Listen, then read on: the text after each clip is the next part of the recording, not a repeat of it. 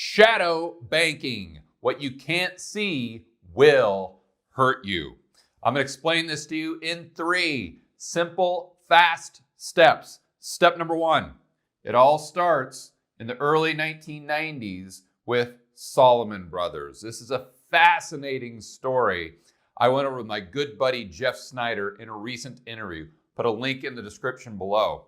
But the Treasury started issuing treasuries at their auction like they typically do. What was interesting is in the early 1990s, this crazy guy from Salomon Brothers who has this sign that says, "I love treasuries." He came into every auction and said, "I will take every single treasury you issue. I'll take them all 100%, and I'll bid higher than anyone else is willing to pay." So this started happening at a few treasury auctions, and the government really didn't know what was going on. Shocker. But they came to a conclusion that something had to be done.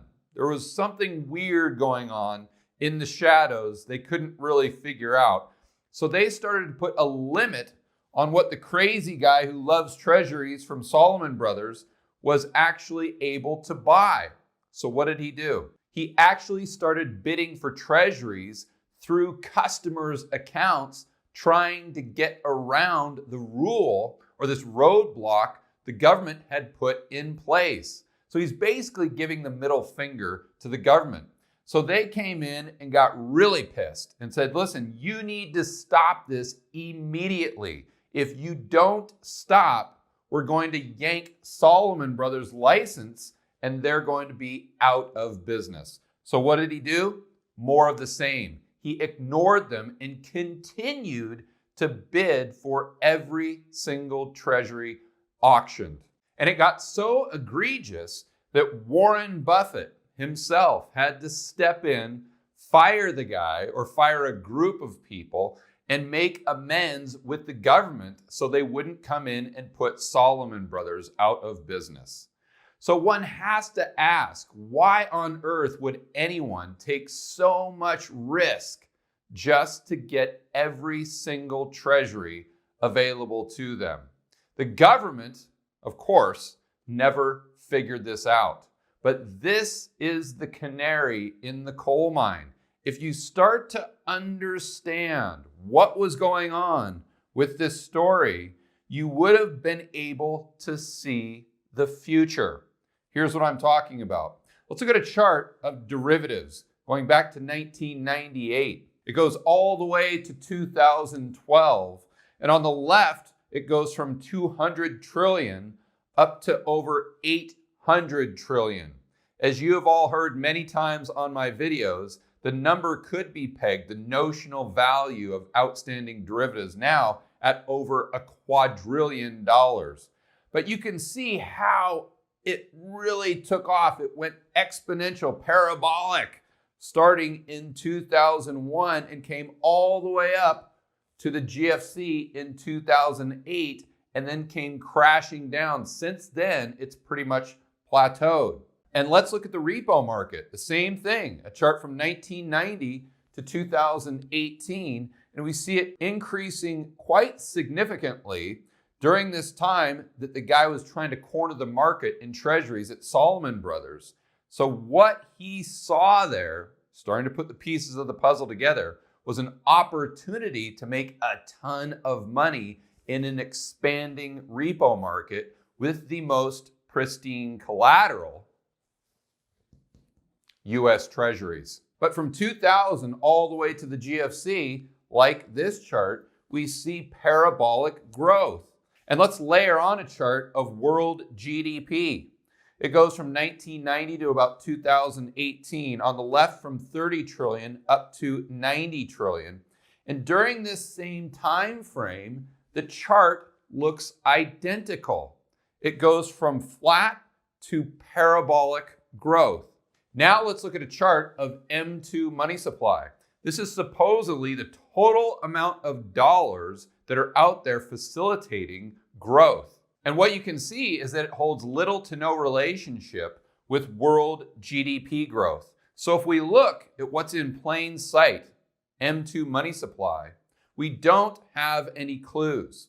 But if we start to look in the shadows, if we look at what was going on with Solomon Brothers, what did this guy know that the government could never figure out? Aha, it was that the repo market was going to explode. What does this mean? That the derivatives market is going to explode. And this tells us that global economies are most likely going to have the capital and liquidity they need to expand rapidly. And that is exactly what we saw. To dive into this further, let's go right to a clip of my most recent interview with Jeff Snyder. One of the reasons, or one of the ways in which money evolved outside of the traditional M's, which goes into the equation of exchange, obviously, M1 or M2, was repo. With Great Depression era regulations in the 50s and 60s, banking system and even corporate customers started to experiment with different ways to get around those regulations, particularly Regulation Q, which capped interest rates. And what happened was more and more the banking system and their customers turned into the repo market to get better returns on money, but also then to use those repo balances in a real world way. Corporations began writing checks on, for example, on their repo balances, which meant that even though repo numbers, these repo funds were outside of the M1 and M2 statistics, they were being used in the real economy in a very real way. And so if you don't notice that the repo market has become a real monetary market, you're looking at just M1 or M2, you're missing out on a tremendous amount of actual legitimate activity. It doesn't matter what your textbook definitions are, it's what the system actually does. I mean, who cares if it's in your textbook? If banks are out there using these monetary forms that aren't in your textbook, then your textbook is outdated and you need to do something about that. There's a portion of, we'll call it money, that's in the sunlight that everyone can see and everyone knows is there. But then there's another portion of money that is in the shadows that very few entities, they may know about, but it's almost completely unquantifiable. You're exactly right, George. There's shadow money. And you said, is that larger than the domestic sunshine money? Yes. So if we really want to figure out the future, we can't just look at what's right in front of our face. We can't look at the same data everyone else is looking at. We have to peer into the shadows, into the derivatives market, into the repo market, and more so into the Eurodollar system itself. We have to figure out what this is telling us about global growth, inflation, deflation, the amount of dollars in the entire system, but more importantly, how willing the banks are to create the loans necessary to facilitate maximum production of goods and services, which at the end of the day is how wealth is actually measured. Step number 2. Now let's look at the time frame post GFC in 2008 and try to understand what the shadows are telling us about what happened during that time frame and what will most likely happen in the future. So by looking at a story in the early 1990s and then looking at the repo market during the same time frame, we could have come to the conclusion that global economies would receive the liquidity they need to continue to expand. We could have put 2 and 2 together. And then we saw throughout the 2000s to the GFC this huge expansion in not only derivatives, the repo market, but world GDP. And I'd like to point out that the repo market is really the engine for the Eurodollar system. So if you can imagine the Eurodollar system as this big work truck that we need to facilitate global growth, the repo market is the engine. So the better the engine is working, the better the truck is able to facilitate the production of more and more goods and services across the globe. But now let's look at the time frame after the GFC. The derivatives market really levels off, if not goes down. The repo market falls out of bed, goes up slightly, but goes down and down and down. It's been in a gradual decline. World GDP, on the other hand, dipped slightly, but then went back up. So what's odd, if you look at these three charts, is they really don't match up. So how did world GDP continue to go up while the growth engine was sputtering? And we know if the growth engine was sputtering, the Eurodollar system, the truck, was also sputtering. So how does this work? We have to go back and think through a very simple economy. It's the one I always use. So this guy grows cows, this guy grows wheat, and this guy grows cotton. In order for them to become more productive, they need capital. And the more productive they are, the more goods and services they create, which makes the entire society wealthier as a whole. You would get GDP growth. And this bank was able to get the capital to these individuals they need to facilitate that growth. That's what the Eurodollar system was doing, and that's what we could see if we look into the shadows with the growth of the derivatives market and the repo market. This is an example of the private sector increasing the money supply to meet the demand for productive loans. Notice I said productive loans. That's the key. But we still haven't tackled the question, how can global GDP continue to expand when these two charts have flatlined, if not gone down? Insert a chart of global debt to GDP from sovereign governments.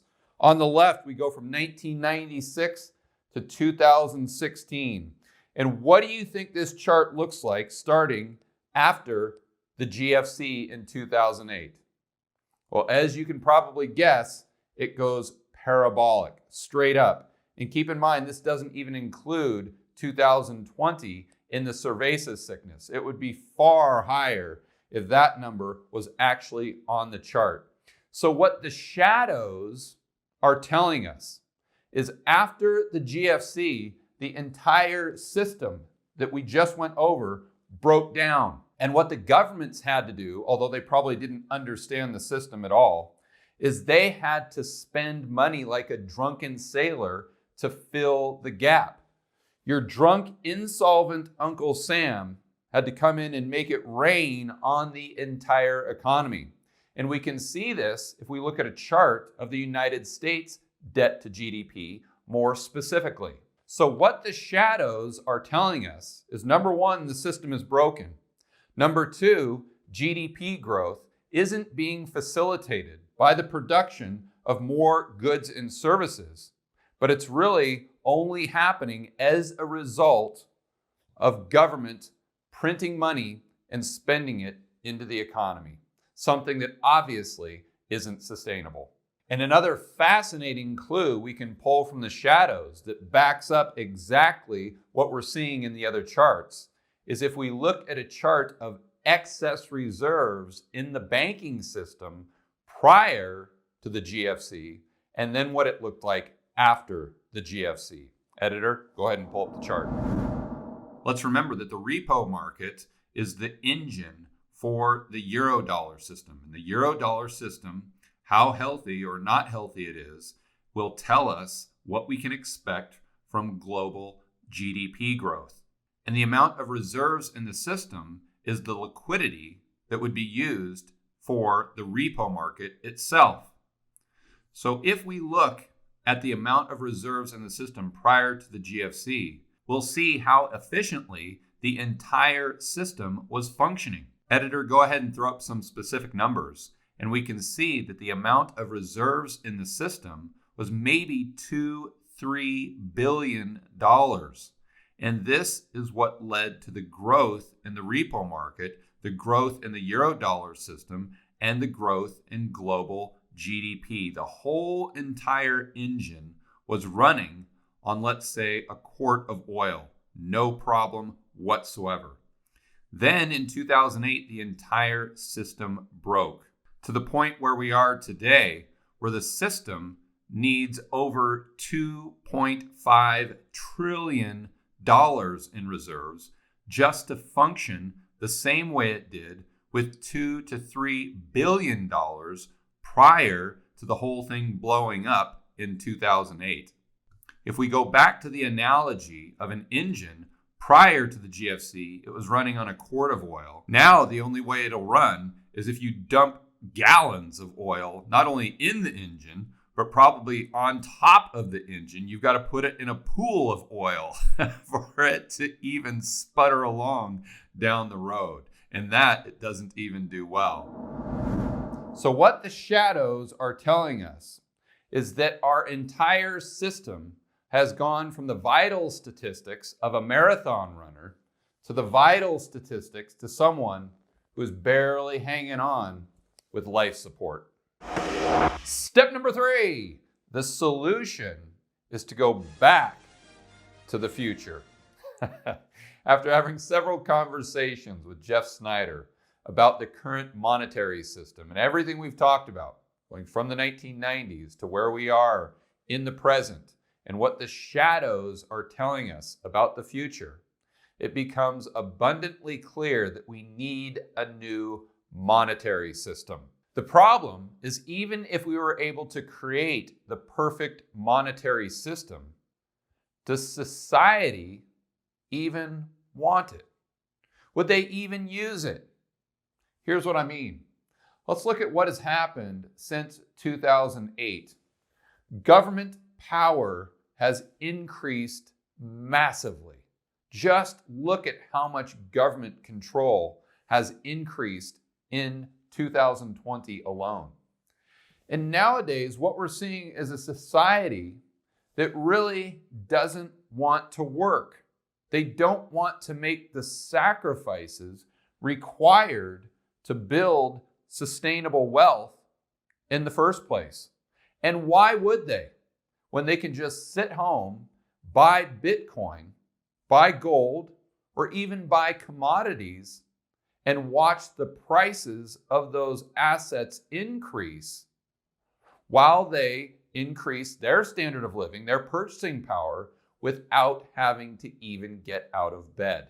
We combine this with yesterday's video and what we saw with the venture capitalists funding not profitable businesses, but businesses that have a good story and making billions of dollars in the process. And these entrepreneurs that they're funding, trust me, it's very difficult to build a business that actually has to turn a profit. It's much easier to sell a $20 bill for $10 and get rich in the process, like DoorDash, an example company that we used from yesterday's video. And let's take it to the next step. We have the global elite, guys like Klaus and Bigglesworth at the World Economic Forum. They are getting rich from the Cantillon effect. Do they want anything to change? Does Klaus want the riches and his G6 jet? Does he want that to go away? Do the VCs want things to change? Does the CEO of DoorDash? How about all these people that are sitting back just buying Bitcoin, gold, commodities, real estate, fill in the blank, and getting rich instead of having to wake up at 4 o'clock in the morning and risk their entire life savings and sacrifice everything to try to produce goods and services that not only make themselves wealthy, but society as a whole? Do the governments want to go back and give up all of this power that they have been able to accumulate since 2008? I don't think so. So if I had to use a little game theory and probabilities, I would say the probability is highest that we just continue to do the exact same thing we've done with the exact same broken monetary system. And we have a gradual decline of society and our standard of living, just like Rome, or more recently, just like Japan. Editor, go ahead and throw up the chart. What we can see is a society will gradually decline. It won't change directions willingly. The only thing that will get it on a different path is if change is forced upon it. Unfortunately, that's usually through economic collapse. For more content that'll help you build wealth and thrive in a world of out-of-control central banks and big governments, check out this playlist right here, and I will see you on the next video.